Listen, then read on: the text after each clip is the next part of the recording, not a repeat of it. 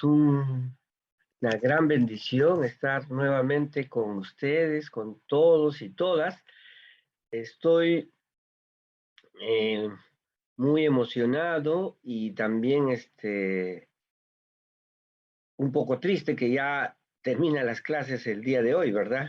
Pero siempre agradecido a Dios por estos estudios que hemos tenido la oportunidad de realizarlos durante muchos años para que ustedes pues tengan este curso. Entonces voy a proceder a poner el PPT. Entonces, esta mañana, nuestra cuarta y última clase, es la clase número 4 sobre Biblia y niñez. Y hoy vamos a estudiar dos temas. En la primera hora vamos a estudiar Jesús proclama buenas noticias para la niñez y es indispensable tomar en cuenta las clases pasadas para entender ahora la proclama de buenas noticias sobre la niñez que hace Jesús desde el contexto de su mensaje del reino de Dios. Y por último, en la segunda hora, luego de las preguntas, vamos a hacer una teología bíblica de la niñez. Esto es lo que nos toca hoy y vamos a iniciar con una lectura bíblica que se encuentra en Mateo capítulo 21 del 12 al 17 y he puesto la traducción del lenguaje actual, la TLA, que es una traducción que hizo las Sociedades Bíblicas Unidas, una hermosa traducción, y el texto bíblico dice así: Cuando Jesús entró en la ciudad de Jerusalén, fue al templo y empezó a sacar a todos los que estaban vendiendo y comprando cosas. Derribó las mesas de los que cambiaban dinero y de otros países por dinero del templo. Y también tiró los cajones de los que vendían palomas. Les dijo: Dios dice en la Biblia, mi casa será llamada casa de oración, pero ustedes la han convertido en cueva de ladrones. Luego, algunos ciegos y otros que no podían caminar se acercaron a Jesús y él los sanó. Los sacerdotes principales y los maestros de la ley se enojaron mucho al ver los milagros que él hacía y al oír que los niños gritaban alabanzas a Jesús el Mesías. Por eso le dijeron: ¿acaso no oyes lo que estos niños están diciendo? Jesús le contestó: lo oigo bien. ¿No recuerdan lo que dice la Biblia? Los niños pequeños, los que aún son bebés, te cantarán alabanzas. ¿No? ¿Se acuerdan de Salmos, no? De la boca de los niños y de los que maman. Luego Jesús salió de Jerusalén y se fue al pueblo de Betania. Allí pasó la noche. Qué hermoso texto que narra justamente lo que queremos aprender hoy, ¿no? Jesús proclama las buenas noticias para la niñez, ¿no? Por eso nuestro objetivo de hoy es entender las buenas noticias de Jesús sobre la niñez y comprender la teología bíblica de la niñez como una teología latinoamericana, bíblica y exegética. No cualquier teología, no cualquier pensamiento o cualquier idea que tengo, no, una teología bíblica latinoamericana exegética fundamentada en los textos bíblicos. Y lo que tenemos en esta lectura bíblica es algo sorprendente, ¿no? La narración que hace Mateo en Mateo 21, en el Evangelio de Juan, se encuentra en el capítulo 2, lo que nosotros llamamos Jesús en el templo, cuando todos hemos visto a través de películas, hemos leído los textos bíblicos, ¿no? Jesús se acerca en el templo y derriba las mesas, ¿no? Y tira los cajones de las palomas, ¿no? Esta visión que tenemos, ¿no? Nos ha hecho ver, por ejemplo, cuando Jesús dice, ustedes han convertido la casa de mi padre en cueva de ladrones. Esto está corroborado por Flavio Josefo. Flavio Josefo muestra que en el templo de Jerusalén habían cambistas que cambiaban los denarios, que era la moneda romana. La mayoría de los que venían a visitar Jerusalén en las fiestas eran con denarios, a dracmas, que era la moneda judía, para dar ofrenda al templo no se podía dar con denarios porque era moneda romana y se cambiaba a dracmas y normalmente un denario valía un dracma, era lo mismo, pero como los cambistas se aprovechaban, pedían pues 2 denarios por un dracma, 1,5 denario por un dracma, etcétera, y así se hacían de mucho dinero porque según el texto bíblico, todo judío que iba debía pagar un impuesto anual al templo.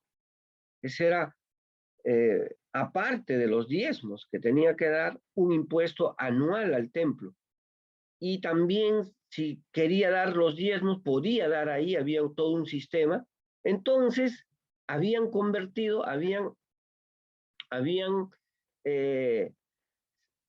hecho todo un sistema de negocio de la fe, de mercancía de la fe, ¿no es cierto? Y los sacerdotes y maestros se enojaron mucho y la expresión más terrible que encuentran es en los niños, justamente por lo que ya les enseñé antes, que para la cultura griega, un niño significaba inútil, tonto, esclavo. Un niño era una persona que tenía que trabajar forzosamente para un grecorromano, ¿no?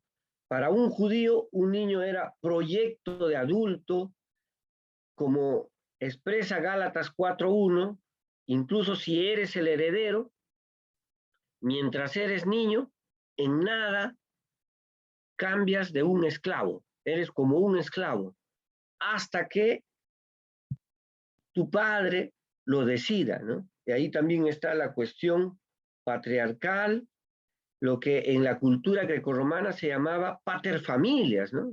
Que ilegalmente el paterfamilias podía mandar matar a un hijo, por ejemplo.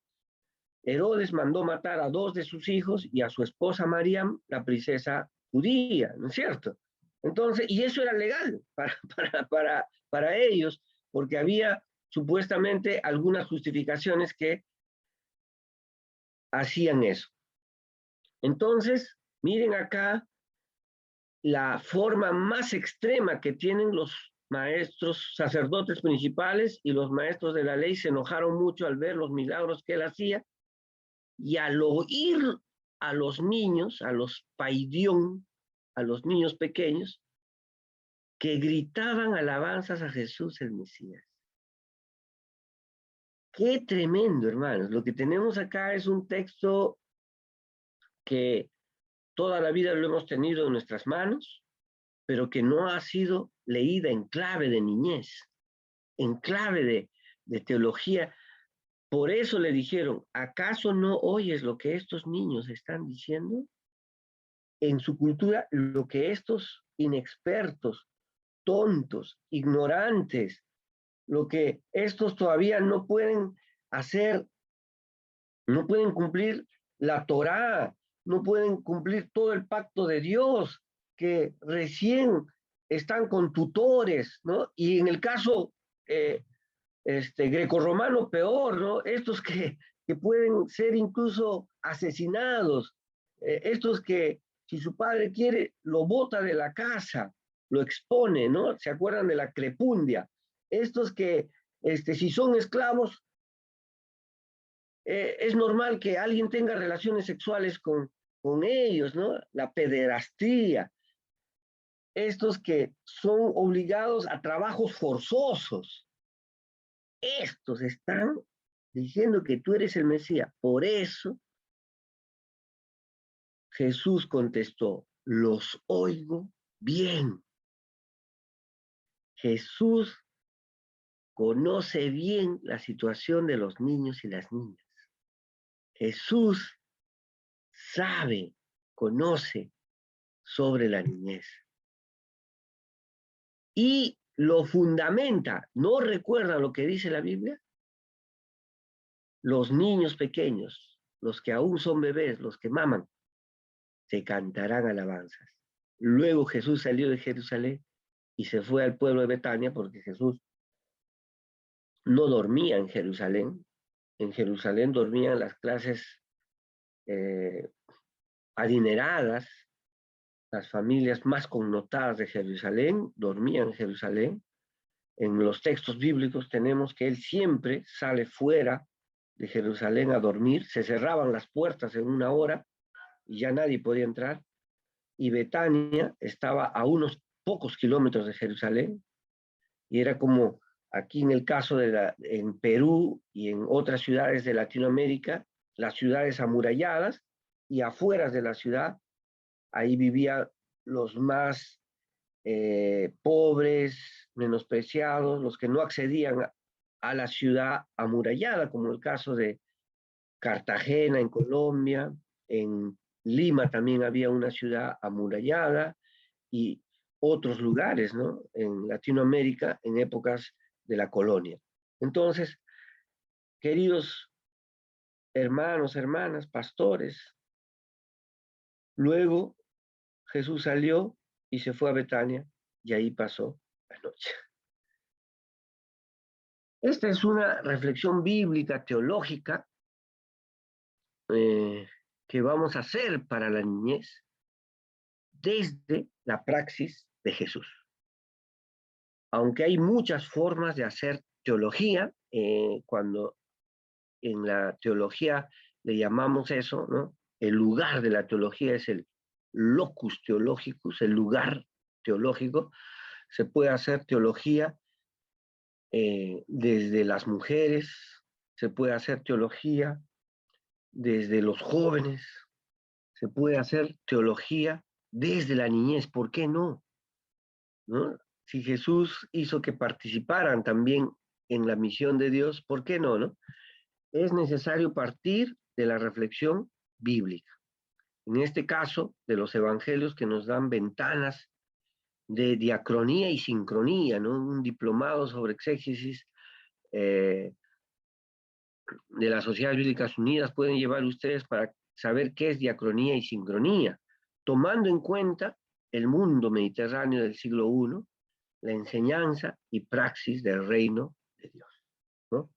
Entonces, la diacronía y sincronía, en síntesis, son, así se le llama, a los métodos exegéticos que se tiene del Antiguo y Nuevo Testamento. Los métodos diacrónicos son los métodos históricos críticos y los métodos sincrónicos son los textos que se llaman de textos literarios de la Biblia, ¿no? Como por ejemplo la narratología, la narrativa bíblica y otros. Los estudios de la teología bíblica y la niñez son recientes, queridos alumnos y alumnas. Un autor explicaba, ¿no? Dan Brester en su libro Niñez, Iglesia y Misión de Compasión Internacional, en la página 25, dice, el hecho que los teólogos y la Iglesia por tanto tiempo hayan pasado por alto estos temas y haya ignorado su importancia, puede haber tenido serias consecuencias en nuestra comprensión total de las Escrituras y los niños, ¿no? Es cierto, ¿no? Hasta hace pocos años, en un diccionario bíblico en habla español de Latinoamérica, usted tomaba el mejor diccionario bíblico, no existía la palabra niño, ¿no? Y menos niña, pues, ¿no es cierto? O sea, estaba, la niñez no era motivo de reflexión bíblica teológica. La niñez era eh, un asunto olvidado, un asunto que no se tocaba en los estudios de la teología bíblica. Digo, ¿no? Incluso se ha pensado que hacer una teología de la niñez era algo superficial, por carecer de contenidos dogmáticos, ¿no? Y eso también, ¿no? Porque se creía que teología era pues la doctrina de Dios, la cristología, la neumatología, la antropología, la soteriología, la escatología, incluso la angeología, y a veces hasta en la teología medieval, la demoniología, ¿no? Pero no los niños. Pero la teología dio un vuelco que en la teología se llama el giro antropológico de la teología, o como algunos teólogos decían, ¿no? La teología que miraba al cielo empezó a mirar abajo, ¿no? La teología de arriba que mira al cielo empezó a mirar abajo. Y a eso se llaman los nuevos panoramas teológicos, ¿no? Entonces hay una teología, por ejemplo, indígena, hay una teología en Estados Unidos hay una teología negra, eh, hay una teología latinoamericana, hay una teología de la mujer, hay una teología, y ¿por qué no una teología de los niños? ¿Por qué no? Es totalmente aceptable desde los términos que se maneja hoy la teología, pero claro, en la dogmática no había lugar para los niños. Y sin embargo, sostenemos que los evangelios que relatan el ministerio de Jesús presentan un pensamiento considerablemente avanzado para una teología de la niñez, ¿no? Entonces ahora vamos a ver el tema Jesús proclama buenas noticias para la niñez como fundamento de esta teología. La niñez en el ministerio de Jesús es símbolo del reino de Dios.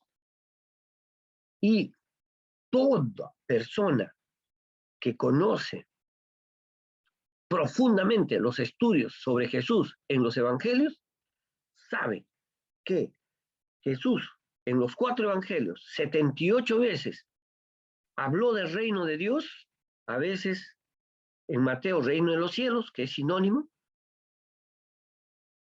78 veces y 2 veces la palabra iglesia, 2 veces la palabra eclesía, 78 veces el reino de Dios. El mensaje principal que Jesús viene a darnos es el reino de Dios. Y ese reino de Dios predicado por Jesús es simbólicamente para Jesús, no para nosotros, para Jesús. Y por lo tanto nosotros seguimos esa enseñanza, la niñez, ¿no? Por la difícil condición social y cultural que atravesaban los niños, Jesús usa la condición de la niñez, ¿no? Ya saben, como por ejemplo la exposición de niños, el infanticidio, el trabajo forzado a niños, la prostitución a niñas, el sexo con niños esclavos en la cultura grecorromana, ¿no? Jesús usa la condición de la niñez para expresar el mensaje del reino de Dios. Ser niño o niña en Jesús personifica el mismo reino de Dios. Solo los más vulnerables, los más sencillos, los más humildes, que no apelan a su condición social, ¿no? De androcéntrica, o a su familia, o a su condición económica o religiosa, ¿no? Estos que no apelan a esta condición pueden entrar al reino de Dios, ¿no? La niñez es símbolo del reino de Dios en el mensaje de Jesús. Y he ahí la importancia de una teología bíblica de la niñez. Por lo tanto, por eso Ernesto Evaristo Nieto en este diccionario de Jesús de Nazaret, dice, los niños son los más grandes indigentes, los más grandes necesitados, los más pobres, pues dependen de los demás de manera absoluta. Incluso, como dice Gálatas 4, 1 y 2, si el heredero es niño, ¿no? El apóstol Pablo dice así, si el heredero es niño, en nada difiere del esclavo. O sea, un niño de la familia más rica de Roma todavía está en el proceso de niñez, los ojos culturales de esa sociedad lo hace ver como un esclavo, como un vulnerable. No tiene la misma condición de un adulto, ¿no?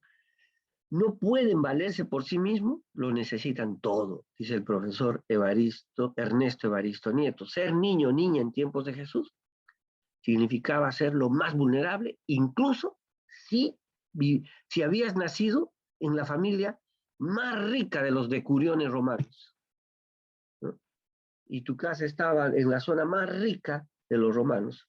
Sabemos por los estudios, ¿no?, que los niños ricos nacían, eran reconocidos por sus padres, como ya les he descrito cómo se reconocía a los niños, el tolere, ¿no? El papá lo sacaba del piso al niño y lo colocaba en sus piernas.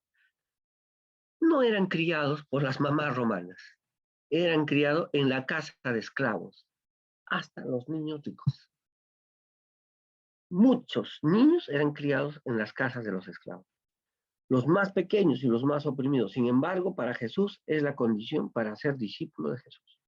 Por lo tanto, Jesús está haciendo un giro simbólico para enseñarnos a confiar plenamente en Jesús y dejar todo para entrar a esta nueva familia de Dios. Así, ser niño o niña, Jesús, es pertenecer al reino de Dios y ser parte de todas sus bendiciones y sus condiciones. Esto es, pues, queridos alumnos y alumnas, que Jesús proclama buenas noticias para la niñez. Ha hecho un giro, ¿no? Sigue diciendo Ernesto Evaristo Nieto, no pinta nada socialmente el niño, no se le cuenta para nada, aunque ha nacido en una familia rica, y peor si nació en una familia de esclavos. No se le consulta, no es sujeto de derechos, lo que se le dé es puro regalo, practica la fraternidad y la amistad sincera. Y esto está en relación a este texto, 1 Pedro 1:22. Vamos a leerlo. Yo rápidamente voy a abrir acá mi Biblia, ustedes también, a ver.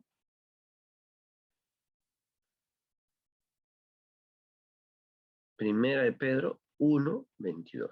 Aquí está el texto. Dice así: habiendo purificado vuestras almas por la obediencia a la verdad, mediante el Espíritu, para el amor fraternal no fingido, amaos unos a otros entrañablemente de puro corazón, ¿no? Y esto, a ver, disculpen que el texto que cita el profesor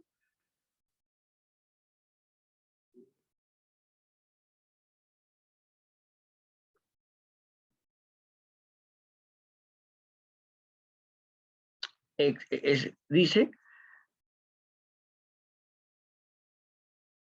en otra parte creo que lo he puesto, no sé si he cometido ahí un error en el texto, pero yo copié exactamente. Entonces, vamos a seguir, pero creo que lo tengo en otra parte. Vamos a seguir. Eh, un especialista de la niñez, queridos alumnos, opina que en épocas de Jesús, ¿no?, y esto ya para la teología bíblica de niñez,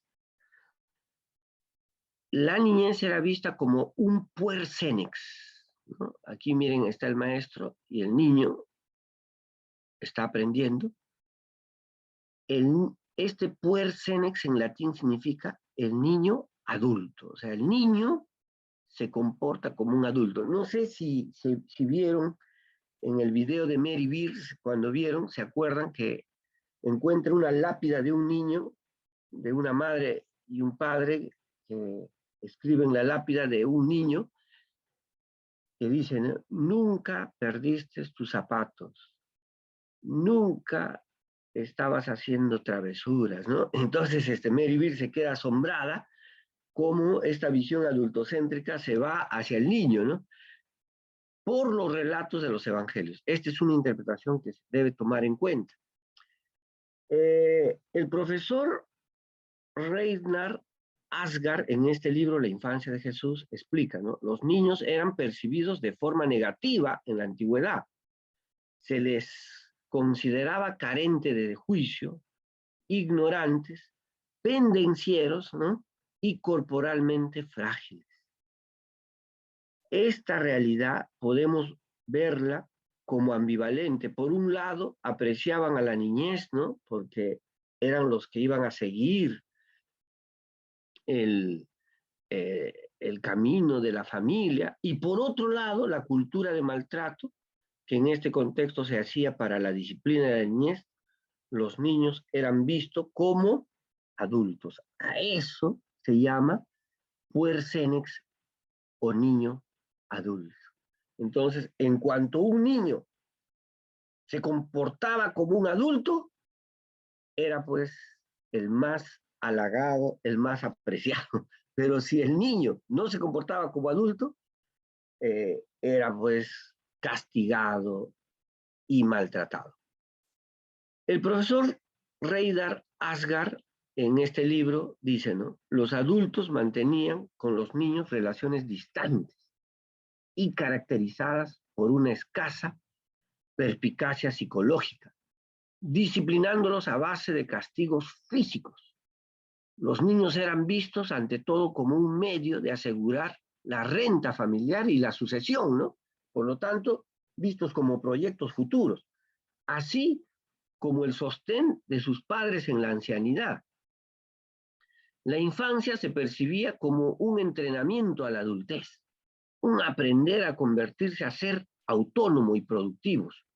Así pues, el puer-senex era una figura idealizada que representaba un estereotipo cultural muy alejado de la realidad de la infancia de la antigüedad, ¿no? Entonces, cuando Mary Beer mira esa tumba de este niño, ¿no? Incluso nunca hiciste travesura, nunca perdiste un zapato, y ella se pregunta, ¿no será que estas son las ideas de unos padres, un padre y una madre, eh, abusivos, que, claro, nunca perdiste un zapato porque si no te castigo hasta sangrarte, y nunca hiciste travesura porque con una sola palabra me obedeces porque me abuso de ti, ¿no? Prácticamente eso es lo que está diciendo Mary Beer en el video.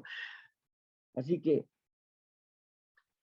Jesús toma, ¿no?, a los más vulnerables y hace un giro hermenéutico para decirnos que la forma más radical de ser discípulo de Jesús es ser como la niñez de su contexto. O sea, hacerse pobre, vulnerable, inútil y esclavo. Ser niño y niña también eran vistos como un proyecto de adulto desde las construcciones sociales de su tiempo, creando estereotipos de niños cuasi adultos, como cuando se relata que Jesús hablaba con los maestros del templo y parecía un niño adulto que estaba en otra etapa y no en la infancia, ¿no? ¿Se acuerdan? Cuando Jesús en Mateo eh, se pierde y su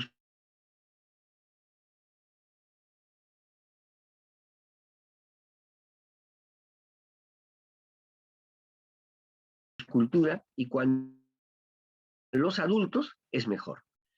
Entonces, eh, ahora quiero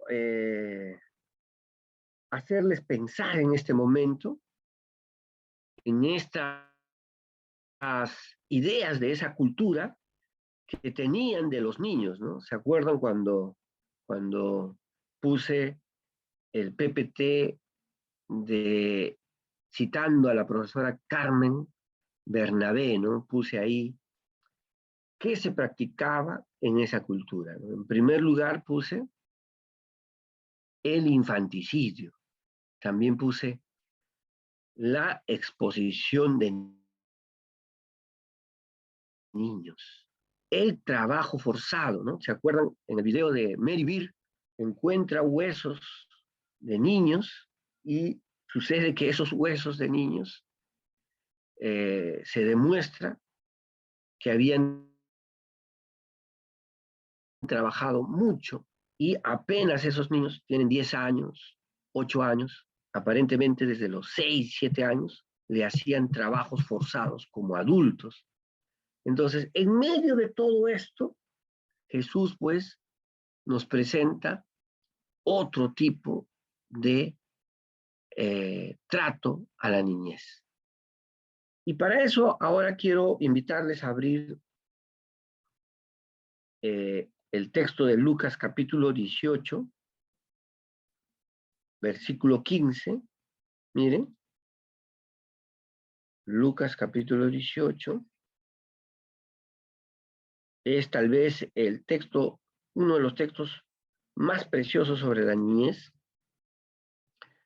Y dice así, ¿no? Jesús bendice a los niños, traían a él los niños para que los tocase. En griego, por si acaso, ahí dice, traían a él a los brefos, ya hemos estudiado en una clase, a los bebés que estaban amamantando para que los tocase, lo cual viendo los discípulos los reprendieron. Entonces, ¿cómo se reproduce en la actitud de los discípulos la cultura de esa época? ¿Cómo se reproduce esas cosas, ¿no?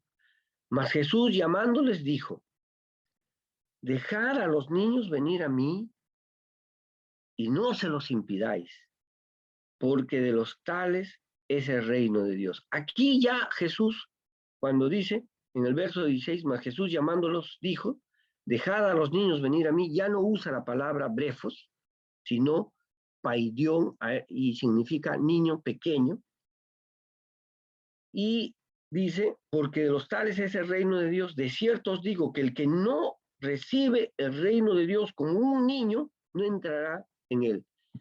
Eso, por eso acá pusimos, ¿no? Que la niñez en el ministerio de Jesús es el reino, es el símbolo del reino de Dios. Lo que está significando es, si no se hacen como este niño, que para los judíos y para los grecorromanos tenía un significado distinto al que Jesús quería darle. Jesús quería decirle que los niños eran seres humanos, que eran creación de Dios. Es cierto que en la clase pasada estudiamos, ¿no?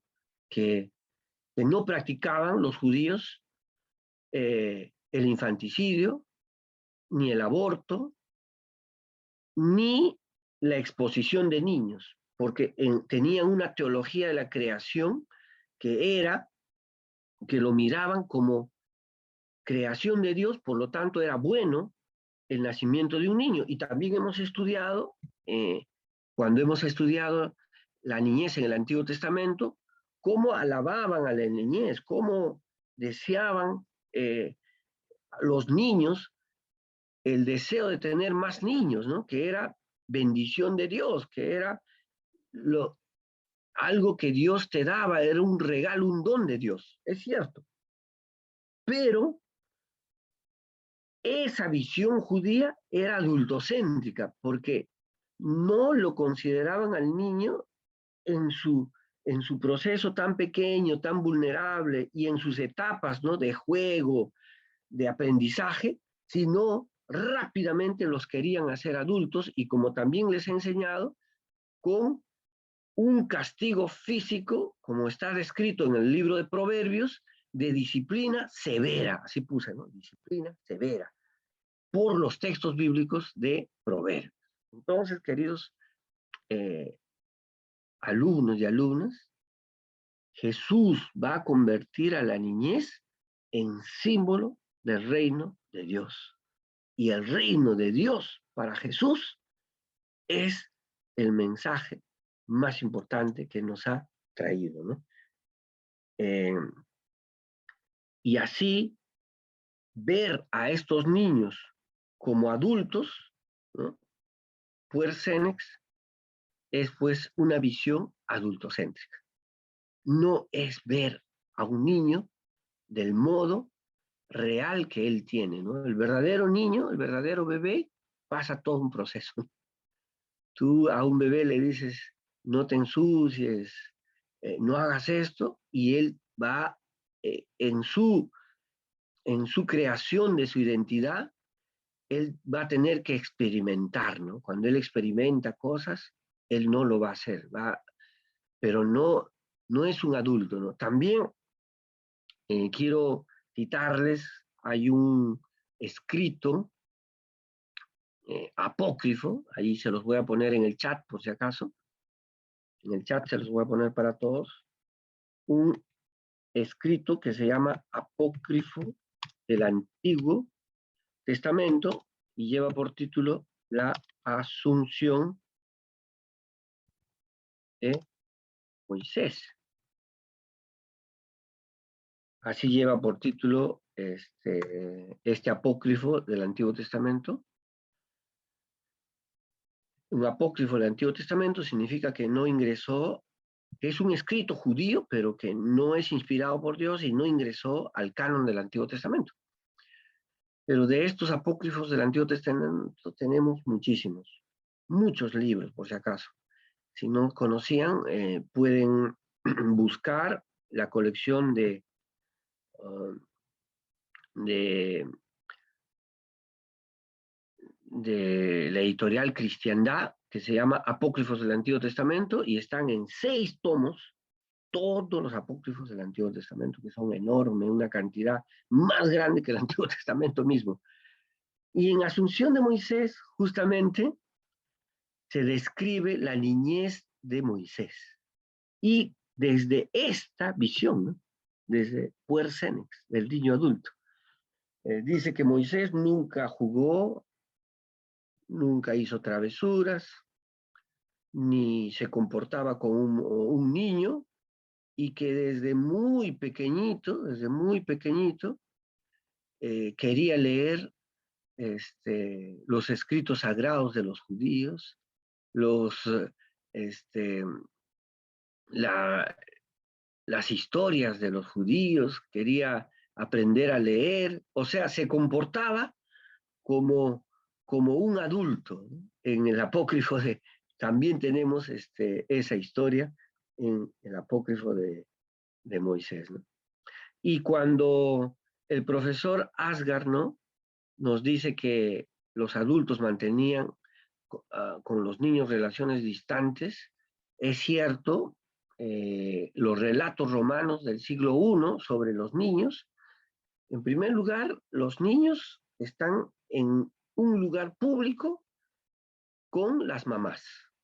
Ese es su lugar, con las mamás. Y si son ricas, con las esclavas, los esclavos. Los niños están con las esclavas, los esclavos o con las mamás. Y a los niños no se les permite hablar, no se les permite opinar, no se les permite tener presencia pública.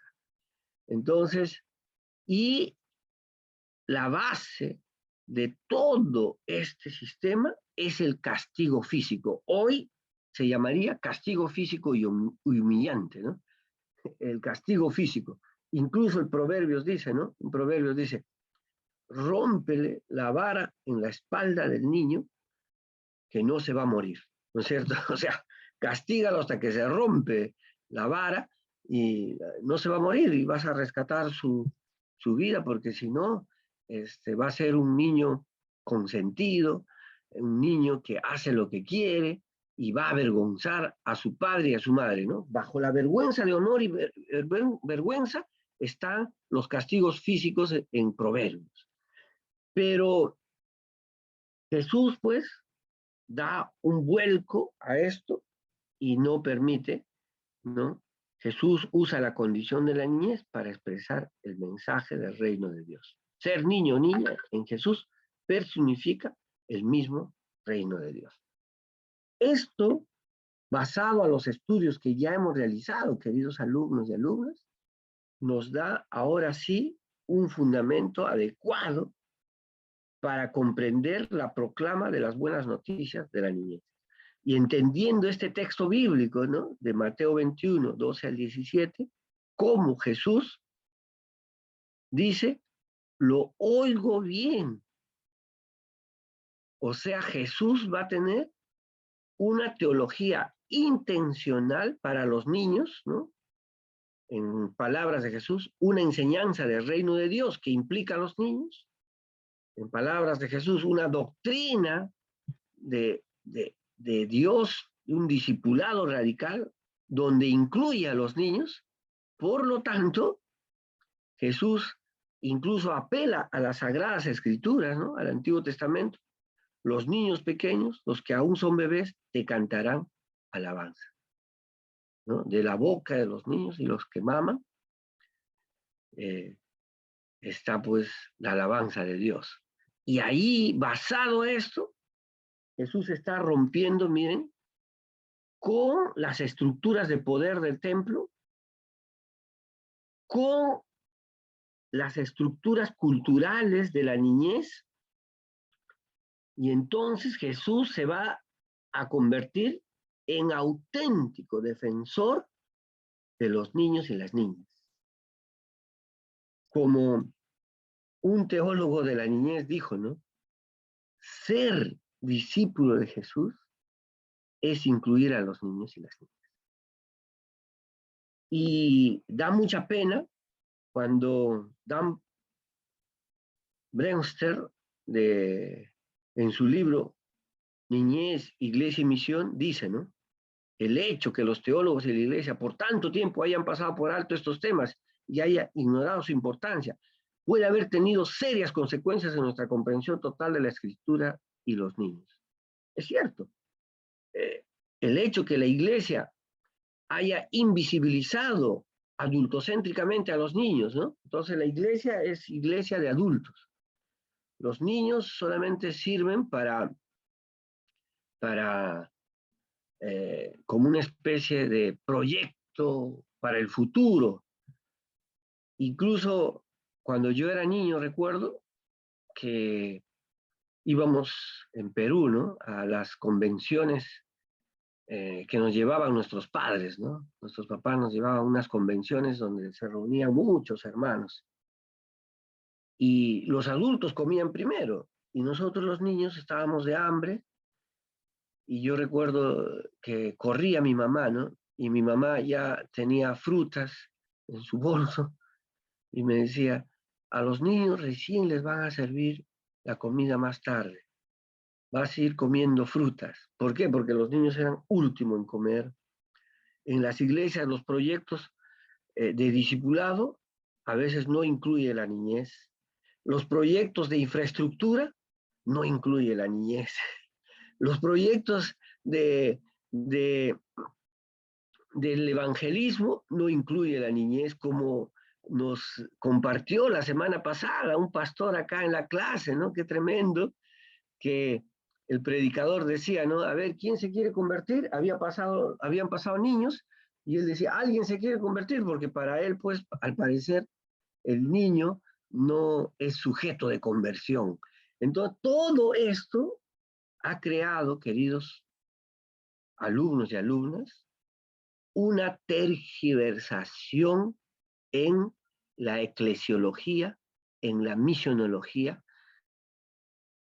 en la evangelización, en todo el campo. Y es necesario tener una buena teología bíblica de la niñez basado en Jesús, no en pensamientos actuales. Y también quiero decir esto y remarcar, hoy en día la UNICEF, las OBFs, las organizaciones basadas en la fe, y las ONGs, las organizaciones no gubernamentales, se especializan algunas en niñez, y buscan los derechos de los niños, etc. Excelente. Pero yo quiero señalar que en la historia de la humanidad, el primero que hizo esto fue Jesús.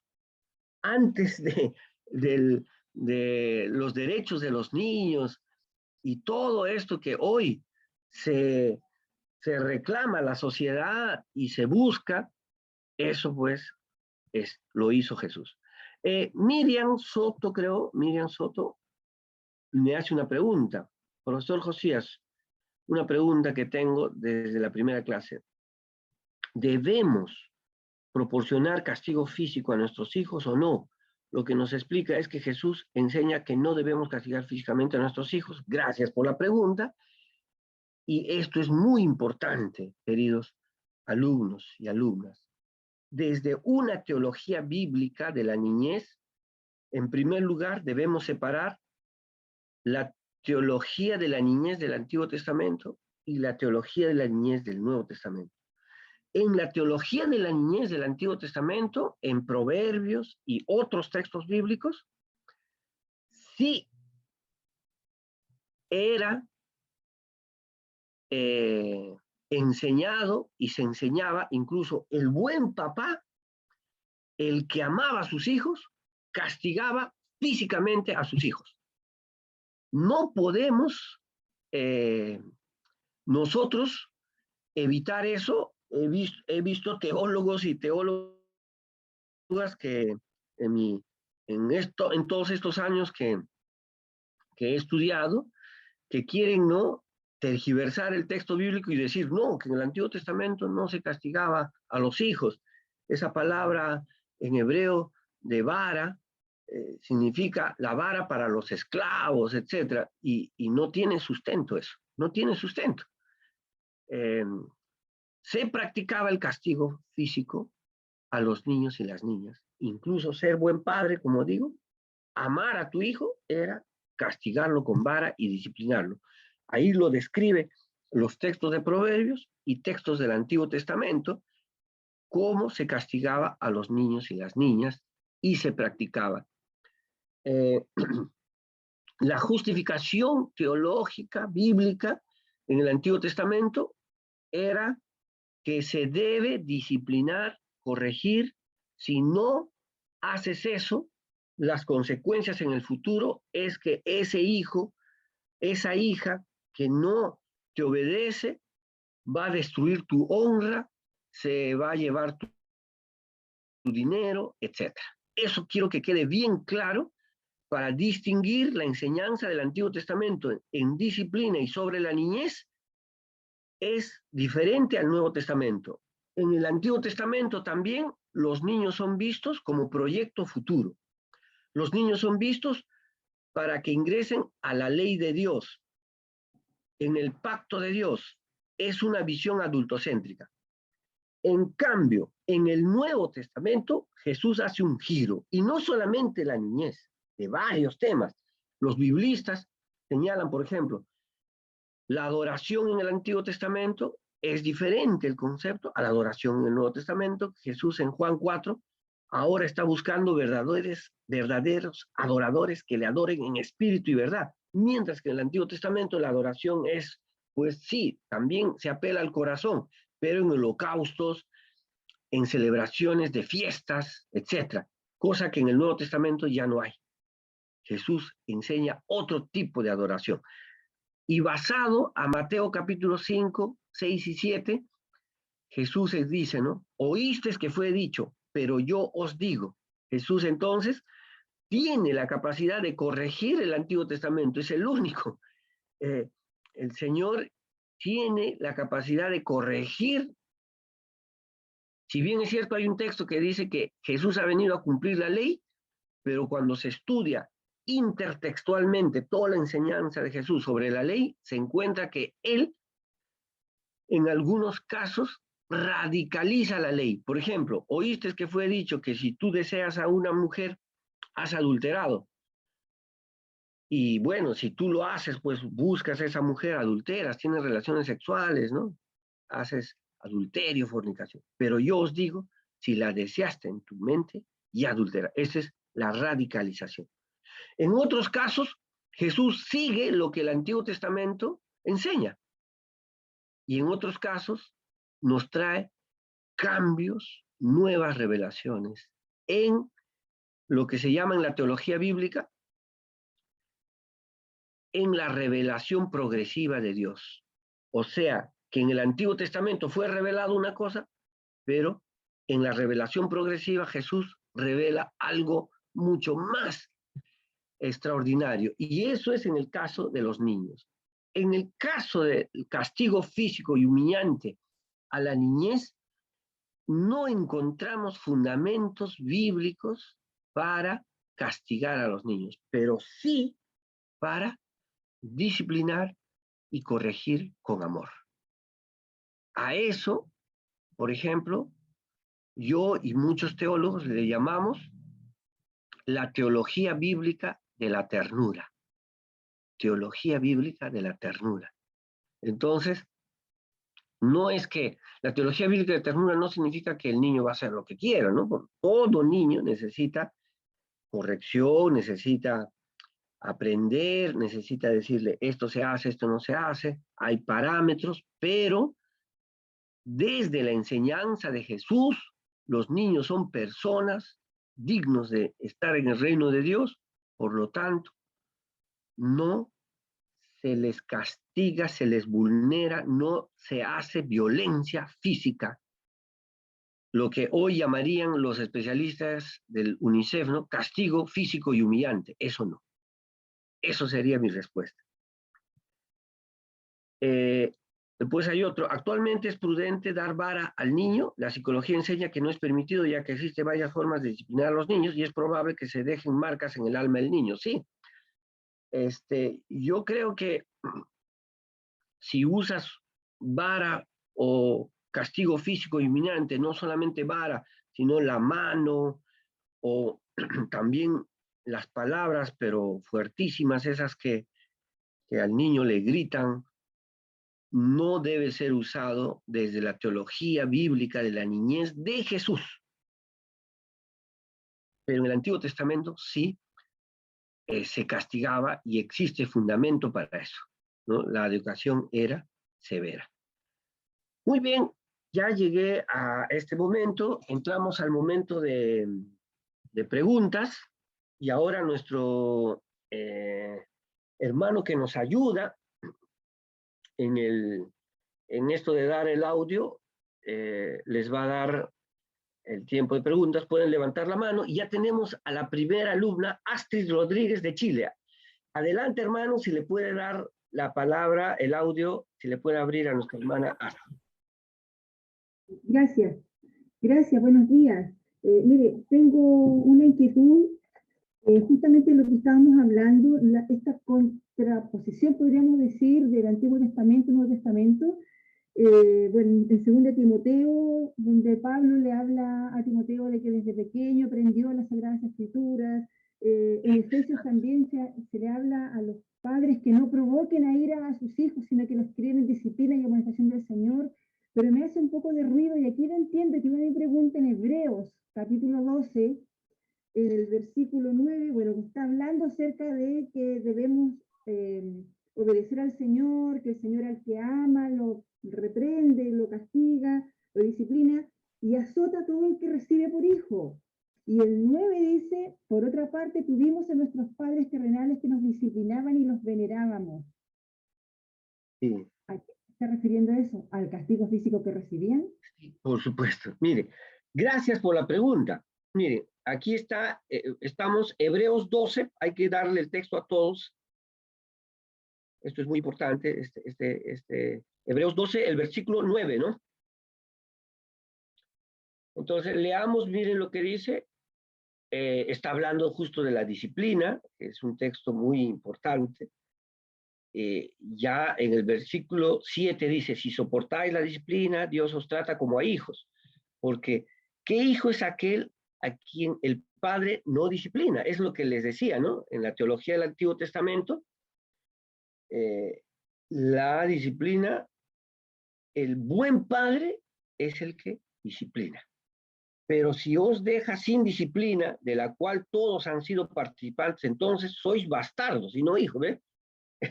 El padre disciplina al hijo. Por otra parte, tuvimos a nuestros padres terrenales que nos disciplinaban y los venerábamos. ¿Por qué no obedeceremos mucho mejor al Padre de los Espíritus y viviremos? Y aquello, ciertamente, por pocos días nos disciplinaban como a ellos les parecía, ¿no? Como a ellos les parecía. Pero esto, para lo que no es provechoso, para que participemos de su santidad. Pero esto es para lo que nos es provechoso, entonces ya hay una disciplina de Dios para participar de la santidad. Justamente, querida hermana y alumnos, como les decía, ¿no? En la teología del Antiguo Testamento está muy clarísimo que el padre tiene que disciplinar con vara y castigo al niño. Y es la forma en que se relaciona la disciplina. Y aquí el autor nos está hablando ya no la disciplina del padre, sino la disciplina de Dios a nosotros, la disciplina del Señor, que podemos pasar tiempos difíciles y aprender, ¿no? Es un aprendizaje. La pregunta es, ¿este texto da sustento para que yo pueda, como en el Antiguo Testamento, con la vara, agarrar una vara, un palo, un látigo y castigar a mi hijo? Entonces, los biblistas tienen varias respuestas. Una es que muchas veces en textos del Antiguo Testamento, por ejemplo, Pablo dice así, en Primera de Corintios, en textos del Nuevo Testamento, Pablo dice, ¿no? Oíste que fue dicho, perdón, Jesús nos enseña, ¿no? 1 Corintios 7, Jesús nos enseñó, así, pero yo os digo, diferencia lo que enseña Jesús de lo que dice Pablo, ¿no? Hans Küng justamente señala esto, que muchas cosas del Nuevo Testamento, como el caso de Hebreos, hay todavía expresiones, ¿no? Como la hermana, por ejemplo, decía el caso de Timoteo, que había sido enseñado en las Sagradas Escrituras, por lo tanto le habían tenido que enseñar que el castigo era bueno, ¿no es cierto? La disciplina era bueno, la vara era bueno para disciplinar al niño. Pero hay que diferenciar lo que enseñó Jesús y lo que enseña el Antiguo Testamento. Y hay textos del Nuevo Testamento que siguen respecto a ideas, a pensamientos, a doctrinas del Antiguo Testamento. En ese sentido, yo distingo en este texto que este texto está reproduciendo las ideas del Antiguo Testamento y, en cambio, en la práctica de Jesús no encontramos eso. Por eso yo creo que no deberíamos castigarle al niño con vara, ni látigo, ni nada, y haciendo una interpretación para nuestra cultura de hoy, más bien debemos disciplinarlos con amor, conversando con ellos, abrazándolo. Por ejemplo, mira, mi hijo, que es un bebé todavía, es un niño, es pequeño, va a cumplir 2 años, él hace travesuras y todo. A veces nos saca de quicio, ¿no? Pero yo he visto que cuando él, por ejemplo, está así, molesto y todo, yo le digo, ¿no? Él se llama Emanuel Josías, le digo, Emanuel, tú, a ver, dime, ¿qué quieres, no? Y él tiene un lenguaje que todavía no dice todas las palabras, pero él quiere algo. Y, y tú le haces caso y como si fuera de lo que está llorando, haciendo una maña tremenda, pasa inmediatamente y ya, lo que quería era esto. Entonces nos dimos cuenta con mi esposa, buscar su lenguaje, comprenderle, y no gritarle, ni insultarle, ni agarrarle, acá en Perú dicen peñiscón, o le agarran de, un día estaba en una reunión con un amigo y su hijo tiró la gaseosa en el restaurante y le agarraron de la mecha, ¿no? Así, y el niño empezó a llorar. Esas cosas creo que no debemos practicar. Son castigos físicos y humillantes, porque lo estás humillando delante de otras personas, le estás creando cuestiones adversas. La ciencia ha demostrado que incluso eso afecta al cerebro. Debemos amarlos, quererlos con ternura. Jesús en la parábola del hijo pródigo, si en la lógica del castigo, ¿qué hubiera hecho con el hijo pródigo, no? Si se gastó todo su dinero, estaba con prostitutas, estaba seguro, en la lógica de la disciplina, viene el hijo pródigo y lo agarran a varazos, ¿no? Pero ya no hay el Dios de amor. Entonces, no, desde la enseñanza de Jesús. Sí, hermana, muy buena acotación, hermana Astrid. Quedan todavía algunos pensamientos, como el de Gálatas 4, 1 y 2 de Pablo, ¿no?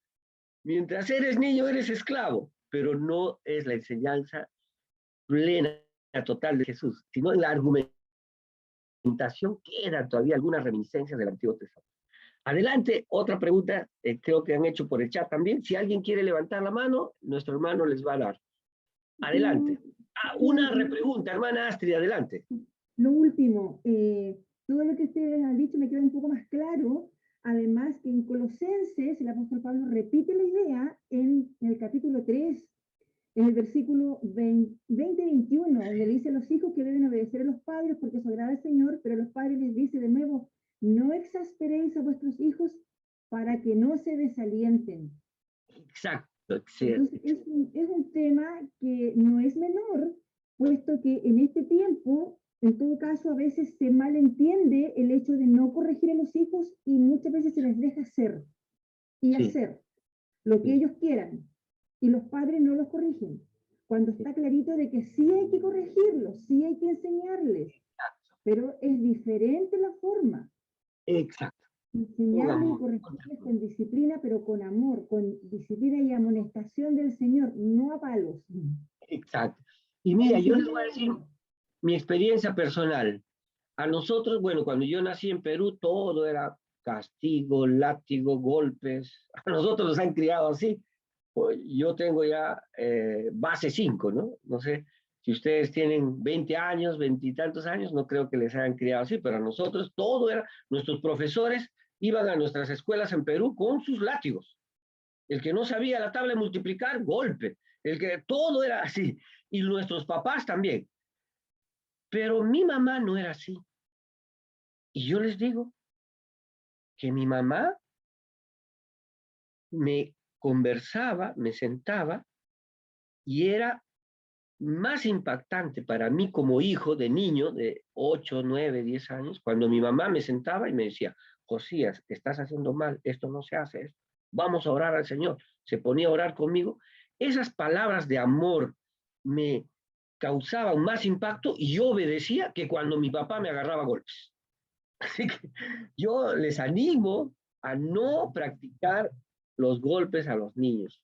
Yo por lo menos no lo hago con mi hijo y con mi esposa hemos conversado mucho eso. No vamos a practicar el golpe a mi hijo Emanuel. Hay otra pregunta acá, dice, hermano, ahora en los colegios se enseña que los padres, sí, bueno, eso ya. Miriam Soto, a eso también contestamos. En Proverbios 22:15, la necedad está ligada en el corazón del muchacho, mas la vara de la corrección la alejará de él. Justamente, querido hermano Jen o hermana, esa es la teología del Antiguo Testamento. Lo he dicho muy claramente, en el Antiguo Testamento se practicaba la disciplina con castigo, es cierto. Luisa dice, es evidente el amor con el que expresas la necesidad de los niños. ¿Cuál es la mejor manera para disciplinar a los niños en este tiempo? En este tiempo yo creo que la mejor manera para disciplinar a un niño es con ternura. Algunos le llaman educación respetuosa también los psicólogos, pero yo me baso a la Biblia que debemos disciplinar a los niños, porque el niño necesita disciplina, ¿no es cierto? Imagínate si el niño quiera comer todo lo que quiera o quiera hacer todo lo que quiera en sus juegos, bueno, te rompe todo. necesita enseñarle, pero todo se le enseña conversando, disciplinando. Incluso ahí hay varios casos, ¿no? Varios asuntos. Por ejemplo, la ausencia de los padres. ¿Cómo vamos a disciplinar a los niños si está ausente de la casa? Ese es un caso terrible. Miren, a pesar de toda la pandemia, todo, yo le agradezco a Dios porque yo trabajo en una institución, soy especialista en relaciones con iglesias para el Perú, de World Vision Perú, ¿no? Ahí trabajo yo y trabajo en casa. Y sí, es más cansado, es muy terrible el trabajo en casa, pero yo descanso y corro a verlo a mi hijo, juego con él, lo abrazo, él me dice, mira, es bebito, ¿no? No sabe hablar, él tiene recién 1 año y 5 meses, me dice, calle, me dice, y le saco a la calle, le pongo, cuando hay sol le enseño, ¿qué debemos hacer? Ponernos nuestra mascarilla, todo. ¿Y cómo él aprende? Miren, cuando tú le tratas con amor y ternura, el niño va a ser tiernamente protegido. Eso creo que es, hay que criarlos con amor. Bueno, buenos días, Pastor Josías. Leyendo durante la semana el Salmos 8:2, a los niños y a los bebés les han enseñado a hablar de su fuerza, así silenciar a tus enemigos y a todos los que se oponen. Vemos una vez más lo que usted dice, que el reino de Dios se asemeja a los niños. ¿Qué podría comentarnos de este versículo? Muchas gracias. Gracias por sus enseñanzas. Sí, miren, ese texto es usado por el mismo Jesús. De la boca de los niños y los que maman está la fortaleza, no en el poder, no en la guerra, no en el dinero, sino en estos más vulnerables que expresan pues a veces el amor, expresan el cariño, expresan también, los niños expresan, por ejemplo, la honestidad y muchas cosas, ¿no? El texto es precioso y es mesiánico. También sucede que muchas familias evangélicas han reproducido la forma de crianza y corrección que los padres nos dieron, sí, muchas veces equivocada, y se han pasado como herencia, ¿sí? Para enseñarle a los niños que la voz tiene autoridad, corrige eficientemente al niño. El niño aprende por la voz fuerte, ¿no? Por la experiencia. Y ningún castigo físico humillante produce una persona sana emocional. Sí, eso han estudiado los científicos. Los niños que son castigados, golpeados, son afectados en el cerebro, hermanos. No es un juego, no es un juego esto es algo que le va a afectar. Le vuelve a un niño inseguro, incapaz, no puede relacionarse con otras personas, etc. El castigo no es bueno para un niño. Los adultos debemos cambiar los patrones de comportamiento con los que nos disciplinaron. Sí, la verdad es que yo, por ejemplo, cuando me acuerdo de mi niñez, santo, creo que por la misericordia de Dios uno sigue, ¿no? Pero es muy difícil. Para corregir de manera asertiva a nuestros hijos es necesario tener la ayuda del Espíritu Santo. Tener la presencia de Dios en nuestras vidas, sí. Justamente, miren, el fruto del Espíritu Santo es el dominio propio.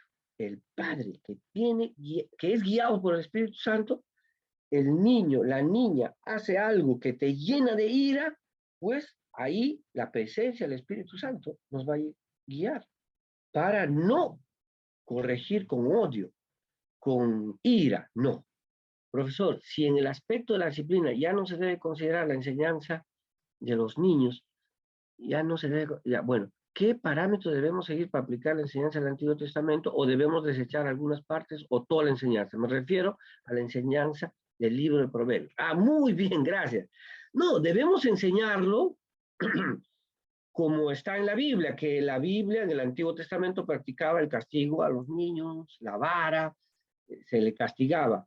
Pero Jesús vino y nos enseñó un trato diferente a los niños. Eso debemos decir la verdad, porque no podemos decirle, el Antiguo Testamento no vale, no sirve, porque nosotros creemos que el Antiguo Testamento es palabra de Dios. Pero sí podemos decirle, ¿no?, que Dios tiene una revelación progresiva. Antes se reveló que a los niños se castigaba y Jesús nos enseñó un trato con los niños diferente. Flor Delgado está pidiendo la palabra, si le puedes dar.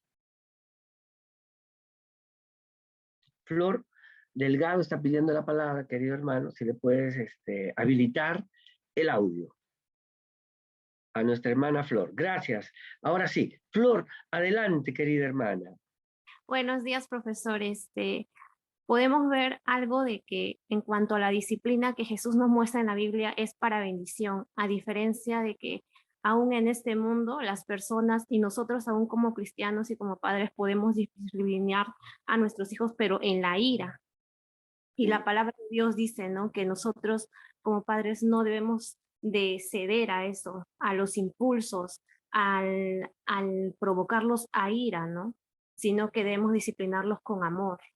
Entonces ahí puedo ver una diferencia, ¿no? ¿Cómo es la disciplina de Dios con referente a nosotros como hijos para bendecirnos, para que nos vaya bien, a diferencia de nosotros que cuando vemos una actitud negativa en el hijo de frente lo golpeamos o de frente lo insultamos, lo amenazamos, hacemos algo indebido porque es en nuestra carnalidad.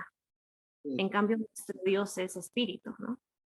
Y no hay el fruto del espíritu, del dominio propio, de la paciencia, de la benignidad. ¿No es cierto, hermana? Ahí pues no lo estamos haciendo en el propósito de Dios. Y lo que ha citado nuestra hermana, padres, no pongáis a ira a los hijos. También tienen derecho los hijos.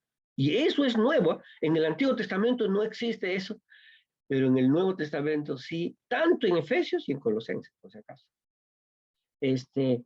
Luz Amparo pidió la palabra, si le puedes habilitar a nuestra hermana Luz Amparo Murillo, creo que es. Adelante, hermano, habilítale usted. Hola, muy buenos días a todos los hermanos. Bueno, pues yo quería aportar algo muy importante que es el control de las emociones, lo que hablaba el pastor. Cuando una persona está controlada por el Espíritu Santo, sus emociones van a estar bajo el dominio de él. Y por ende, pues va a ser, así haya recibido en su niñez cualquier clase de castigo, no va a replicar eso en sus hijos. Algo muy importante, el poder enseñar a nuestros hijos el control de emociones, es algo muy valedero, no solamente para la vida de ellos, sino a futuro en sus propias vidas. Si nosotros como cristianos, pienso yo, que no actuamos con el control del Espíritu Santo, controlando nuestras propias emociones, instaurando normas y límites desde niños, va a llegar el momento de la adolescencia y la adultez que no vamos a tener ningún problema, porque desde niños estamos instaurando esas normas y límites. Y esas normas y límites son las que a nosotros como personas nos hace falta tener aún en nuestras propias vidas, nuestras propias disciplinas, para poder replicar una idea de familia, de persona y aún de niños con sanidad integral. Pues es mi aporte. Por último, Miriam dice, Pastor, buenos días, ¿qué libro me podría recomendar sobre la teología de ternura que podría compartir con mis hermanos de la iglesia? Lastimosamente se sigue pensando en el castigo físico. Está bien, y es más, se piensa que los niños no pueden servir en la iglesia al no ser bautizados. Sí, eso también, qué interesante. Dayana dice, las cosas viejas pasaron y aquí todas son hechas nuevas. Sí, yo en este PPT, queridos alumnos, a ver, ya estoy regresando porque ya tengo que, miren acá, en este PPT al final, aquí en la bibliografía, ahí está Niñez, Iglesia y Misión, ahí está, miren, en este libro de Marcia Bunge, Los niños y el pensamiento evangélico, y hay unos libros de Harold Segura de teología de la ternura. Eso es lo que yo les recomiendo. Se los voy a poner en el chat, en el foro, por si acaso. Terminamos con una teología bíblica de niñez. La niñez en el mundo mediterráneo del siglo I se construía desde el Bet Ab o casa del padre de la cultura hebrea y el pater familias o padre familia o amo de la familia en la cultura grecorromana, ¿no? Esta situación desde nuestras culturas occidentales son patriarcales, discriminatorias, excluyentes e invisibilizaban a la niñez. Los términos o palabras que se usaban para referirse a los niños y niñas son para nosotros inapropiadas, ¿no? Cuando hemos visto en griego cómo país es esclavo y puede ser tu hijo, qué inapropiado. Muestran construcciones culturales muy diferentes a la valoración que les damos a la niñez, ¿no? Como decíamos en la segunda clase, ¿no? La valoración que ellos tenían de la niñez era diferente a la nuestra. Sin embargo, es Jesús quien realiza una revolución de valores, incluye la ternura y el amor a la niñez, ponernos en medio de la misión, incluirlos en el reino de Dios y dignificarlos. Además, nos dio fundamentos bíblicos para la participación de la niñez y el verlos como sujeto de derechos humanos que hoy están enarbolados por la sociedad occidental, pero como ya les he dicho, esto fue enseñanza de Jesús antes de UNICEF.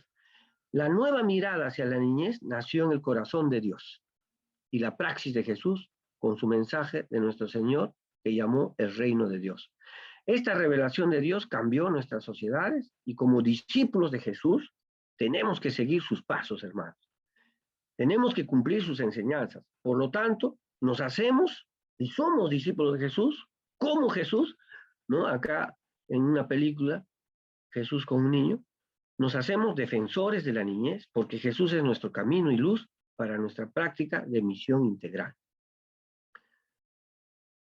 Y los fundamentos bíblicos teológicos, en primer lugar, es nacer con dignidad. La dignidad del nacimiento en la cultura mediterránea del siglo I dependía de la familia a la cual pertenecía, ¿no es cierto?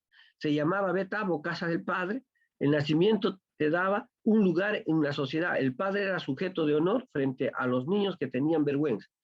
Si sus familiares caían en deshonra, también el niño o la niña lo sufría. Sin embargo, en el nacimiento de Jesús y los relatos del Evangelio de infancia, que así le llaman a Mateo capítulo 1 y 2 y a Lucas capítulo 1 y 2, porque narra la infancia de Jesús, el nacimiento de Jesús, se le honra a pesar que Jesús no pertenece a familias ricas, honorables o familias que tenían poder. La genealogía y la narración de su nacimiento está en lenguaje de encomio, de alabanza, pero la narración es claramente contracultural. Desde esta clave teológica podemos ahora hacer una praxis de un evangelio que más vale la condición del ser humano en el nacimiento que sus condiciones económicas y sociales o culturales. Entonces, nacer, el hecho de nacer, crea dignidad al ser humano. El hecho de nacer crea dignidad al ser humano. El nacimiento de Jesús rompe los paradigmas de su cultura. Incluso algunos alumnos me preguntaban, ¿no? en otras clases, si las expectativas mesiánicas que tenían los judíos si alguna expectativa mesiánica de los judíos se asimilaba al mesianismo de Jesús. No. Hay un profesor que ha estudiado detenidamente este asunto y ha encontrado por lo menos 9 tipos de expectativas mesiánicas en libros judíos. 9 tipos. Y todos los mesías que ellos creían que iban a venir, que ellos deseaban, todos tenían una característica, que el Mesías llega adulto a los 30 años. No concibe una persona del siglo I a un Mesías, como Lucas lo narra, y lo hace a propósito, envuelto en pañales, ¿no? Y por eso Lucas dice 3 veces, envuelto en pañales, envuelto en pañales, envuelto en pañales. No se concibe. No hay ningún relato judío antiguo de las expectativas mesiánicas judías que diga, ¿no?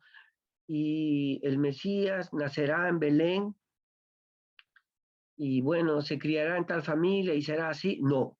Sí, nacerá en Belén, pero como si fuera una cosa oculta, desaparece hasta los 30 años.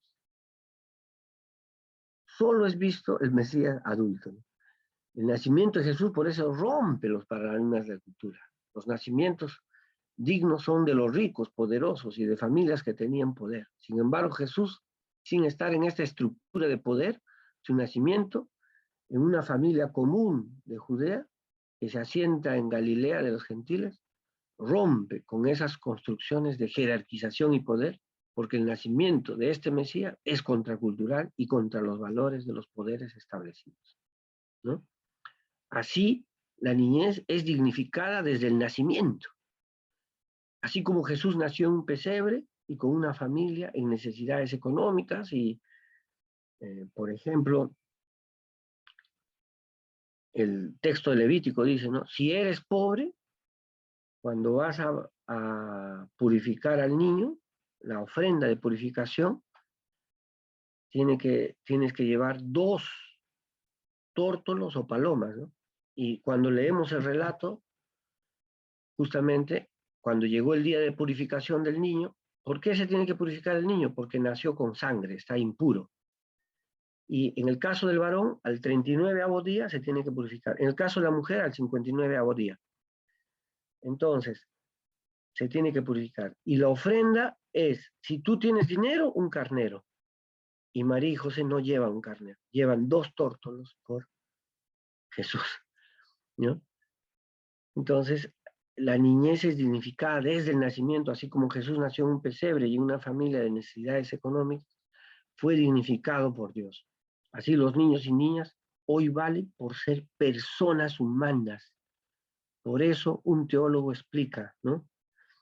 El profesor Hans von Balthasar, ¿no? El niño tiene, en efecto, en su desvelamiento, un derecho sacro a los cuidados, un derecho que esencialmente solo puede ser satisfecho en el amor. Tiene pues derecho a algo que supera el nivel jurídico y solo puede satisfacerse como entrega, dedicación y don libre. Es verdad, ¿no? O sea, tener un hijo es una gran responsabilidad. Yo, miren, tengo mi hijo y me ha cambiado toda la vida. Yo antes compraba libros todas las semanas, ¿no? Cada mes ya yo estaba con los últimos libros leyendo. Mi hijo me ha cambiado la vida, ¿no? Es morir a uno para proyectarse en el hijo. ¿No? Ahora compro pues ropas, zapatos, juguetes, o le llevo a una piscina, le hago pasear, o a un zoológico, ¿no? Entonces, el niño necesita cuidado, es una gran responsabilidad. Y él merece respeto por el hecho de haber nacido como un ser humano. Eso es la condición de nuestros hijos e hijas, ¿no? Entonces, este gran teólogo, von Balthasar, nos dice eso, ¿no es cierto? Por eso, ¿no? Podemos decir que la niñez tiene dignidad per se, no por la condición económica de la familia, sino por ser humano, por ser niño y niña. Porque en Jesús, desde los evangelios, que tiene un interés narrativo de mostrar que este niño que nace como cualquiera es dignificado por el mismo Señor. Por eso una autora explica, ¿no? La profesora Nancy Cardoso de Pereira, en esta revista Ribla, dice, más que una historiografía con interés cronológico, los textos de Mateo y Lucas realizan el ejercicio hermenéutico de comprender la presencia salvadora de Dios a partir del niño. Una lectura cuidadosa de los textos de la infancia indican la posibilidad de una comprensión mesiánica que se expresaría en la centralidad de la infancia en el proyecto de Dios, ¿no? Entonces, la centralidad de la infancia, el proyecto de Dios para Jesús, que es el reino de Dios, se basa desde el inicio de la dignificación a la infancia. Ahí hay un dicho, ¿no? que entre los teólogos, ¿cómo tratas a los niños en tu iglesia? Muestra qué tipo de teología tienes. ¿Cómo trata? Y esa es la centralidad que debemos tener. Las iglesias, los pastores, las iglesias, debemos ser sensibles a los niños, porque son personas vulnerables, son personas que necesitan de nosotros, ¿no?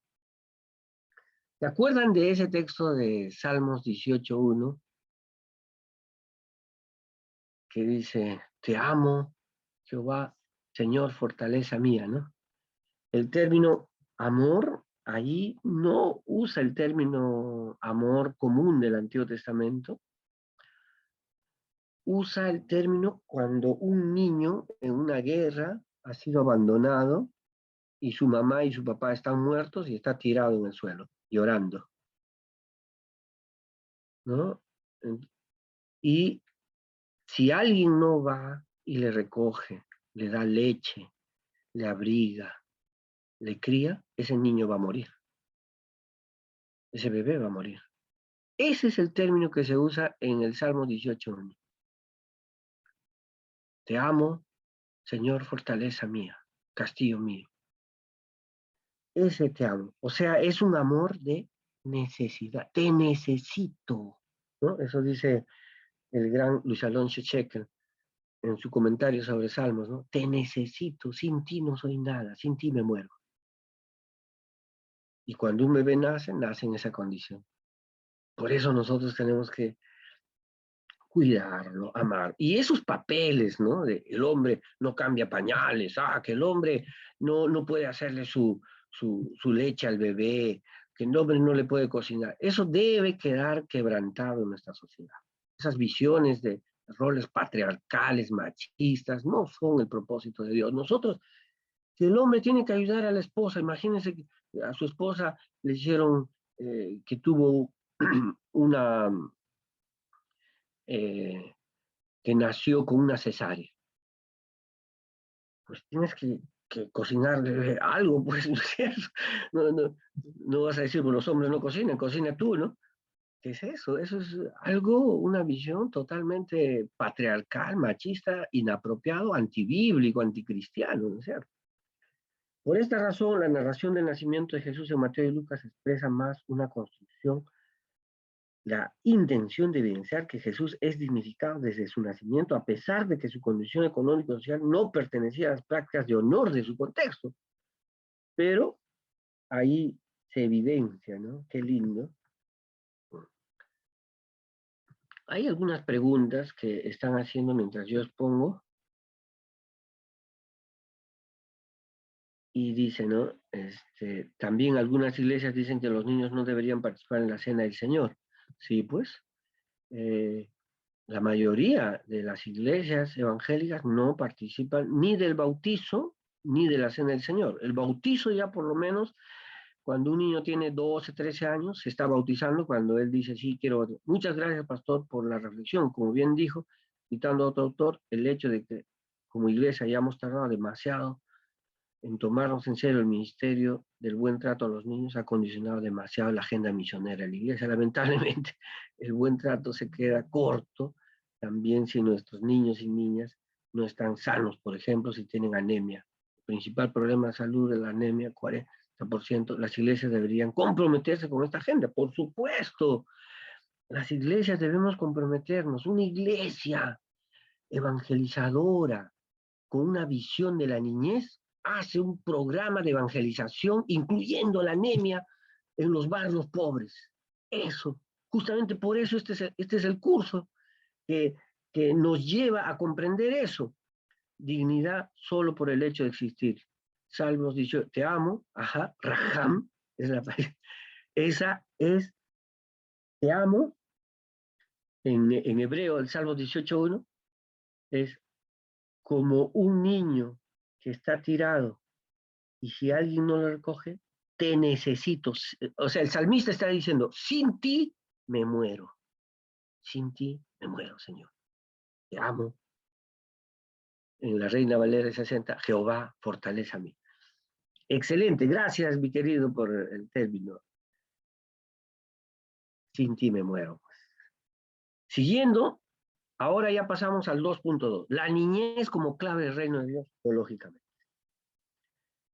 La expresión reino de Dios ya está presente en el Antiguo Testamento, ¿no? Inicialmente bajo la forma de Yahweh Malak, Yahvé reina, y más tarde también con la fórmula abstracta Malkut Yahvé, reino de Yahvé. Esto lo dice Luciano Paconio, ¿no? En el Antiguo Testamento esto significaba que Dios exige obediencia en el hombre y que le presta ayuda y protección, ¿no? Estás en el reinado de Dios, es estar en el proyecto, en la historia de Dios. En el Nuevo Testamento esta expresión se convierte en el querigma central de Jesús, queridos alumnos y alumnas. En términos resumidos, como dice Marcos 1:15, el tiempo se ha cumplido, el reino de Dios está cerca, convertidos y creed en el Evangelio. En Mateo aparece la variante reino de los cielos que traduce del hebreo Malkut Shamaim, utilizado en el judaísmo tardío para evitar la pronunciación del nombre sagrado de Yahvé, ¿no? Entonces, algunos judíos, no, es innombrable el Señor. Entonces, en vez de reino de Dios, reino de los cielos. Cuando Jesús enseñaba del reino de Dios, se puede afirmar que las expectativas del pueblo era un reino de Dios diferente. Jesús enseñó el otro reino, no el que la gente quería, sino el que Dios vino a instaurar. Era inadecuadas a los hombres, ¿no? A la visión. Por ejemplo, cuando Jesús se está yendo a Jerusalén, Pedro le dice, no vayas, te van a matar. Hay que hacer un proyecto diferente. Y Jesús le dice, apártate de mí, Satanás, ¿no? Si se piensa en la novedad del Evangelio, Jesús presenta la inauguración del reino de Dios. Está ligada a su persona, ¿no? Así que descubrir el reino es descubrir a Jesús. Y entrar en la dimensión del reino es entrar en su persona de Jesús, ¿no? Como decía un padre de la iglesia, el reino de Dios es el auto Basilea, es Jesús mismo, es el reino de Dios. Por lo tanto, el reino de Dios tiene un carácter cristológico, así lo describe el gran teólogo Jürgen Moltmann, ¿no? En Trinidad y Reino de Dios, su libro. La historia del reino de Dios revela la vida divina del Padre, del Hijo y del Espíritu. El reino de Dios tiene el sentido de la predicación de Jesús. El reino como inauguración con Cristo, el reino como futuro que ha de llegar, porque se nota en muchos pasajes escatológicamente. También el reino de Dios está ya presente a pesar de la plenitud del reino, que es futuro, ¿no? No sirve para un pesimismo de la simple espera, el reino está presente hoy. Mateo 12:28. Sí, el reino de Dios es futuro, pero como en Mateo 12:28, el reino de Dios está aquí y ahora, ¿no? Y Jesús dijo, si los cojos andan, los ciegos bien, es porque ya el reino de Dios está acá, ¿no es cierto? Entonces, hay un reino, una dimensión presente y futura, ¿no? Y un teólogo llamó a eso ya presente, el reino de Dios, ya, guión, todavía no. La plenitud falta, ¿no? Este reino de Dios anunciado por Jesús tiene una característica poco abordado. Hay que hacerse y ser como los niños para entrar en el reino de Dios. No se ha estudiado mucho el reino de Dios, libros enteros del reino de Dios, pero no se ha abordado desde la perspectiva de la niñez. Jesús presenta el discipulado más radical, ser como los niños y niñas de su época, que ya lo han estudiado, ahora conocen plenamente cómo eran considerados los niños y niñas de su época. Por sus significados, nos podemos dar cuenta que la niñez era discriminada porque significaba pobre, esclavo, inútil, tonto, indefenso, y Jesús nos dice, si queremos entrar a este reino de Dios, tienen que ser como estos excluidos y discriminados por la cultura de su tiempo, porque de otra forma no somos parte del reino, ¿no es cierto? Esta realidad se encuentra en Mateo 18:1-5. Un autor explica la cuestión de los niños y el reino se relacionan con el problema del poder. Los más débiles, los más pequeños resultan ser privilegiados a los ojos y en la economía de Dios, dice Daniel Yani. Los niños y el reino de Dios, Bogotá, esto viene acá, ¿no?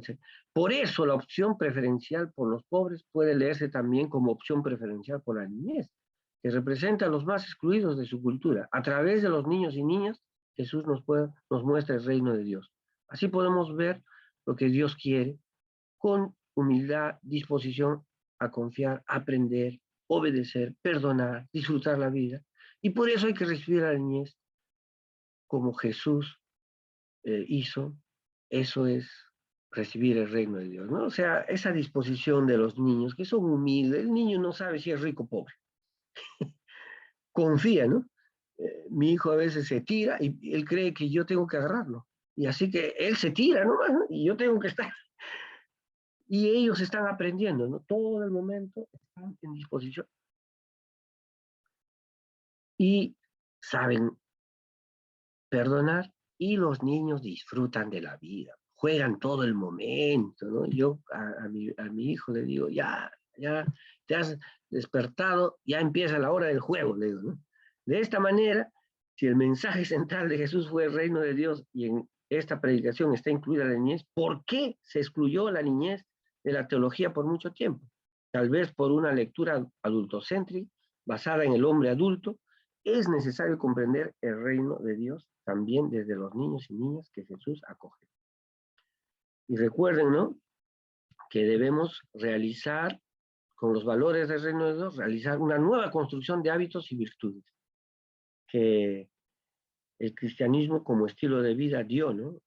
Hay nuevas relaciones al trato de viudas y mujeres, el trato a los huérfanos, el trato a los extranjeros, el trato a los prisioneros, el trato a la infancia, ¿no? El trato a los esclavos.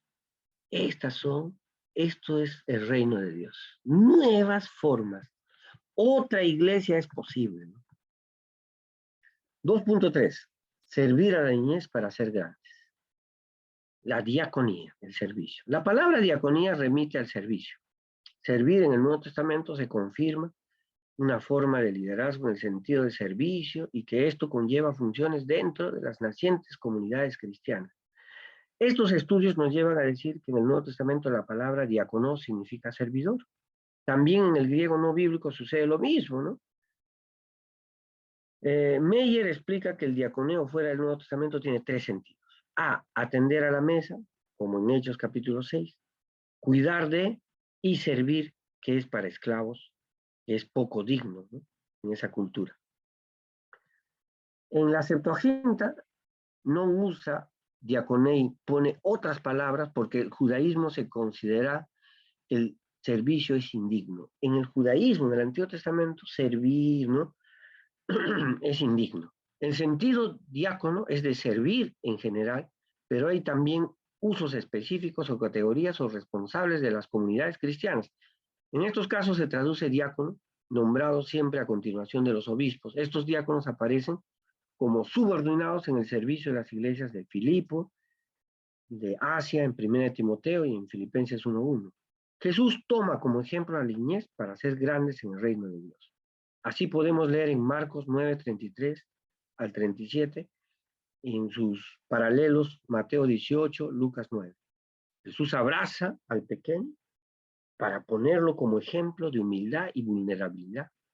Y para Jesús, servir a estos más excluidos es justamente ser grandes en el reino de Dios.